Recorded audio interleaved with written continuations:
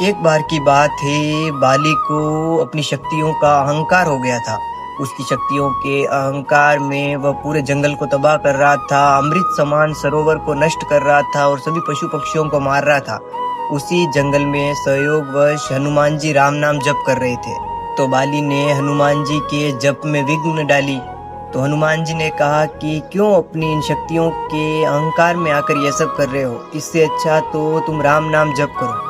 तो बाली ने कहा कि तुच्छ वानर, तू मुझको सिखाएगा कि मुझे क्या करना है।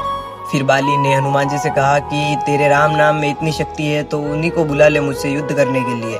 तो हनुमान जी ने कहा कि तुम जैसे के लिए तो उनका तुच्छ भक्त ही काफी है। तो बाली ने हनुमान जी की यह बात सुनकर दूसरे दिन युद्ध की तारीख तय की। हनुमान जी युद्ध के लिए जा रहे थे तो ब्रह्मा जी रास्ते में मिले।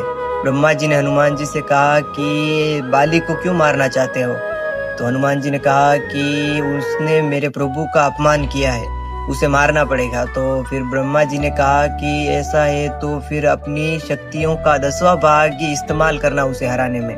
उसके बाद हनुमान जी उनका आशीर्वाद लेकर युद्ध भूमि में गए। तो जैसे ही युद्ध आरंभ हुआ तो बाली को वरदान था कि जो भी उससे युद्ध करेगा उसकी आधी शक्ति उसमें आ जाएगी।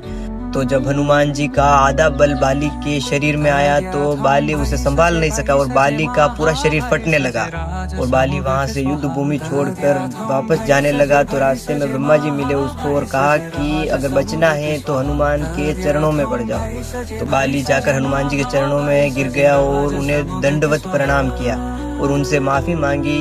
फिर हनुमान जी ने इस प्रकार बाली का घमंड तोड़ा। तो आशा करता हूँ कि आपको ये जानकारी अच्छी लगी होगी, तो वीडियो को लाइक और चैनल को सब्सक्राइब करना मत भूलें। राधे राधे।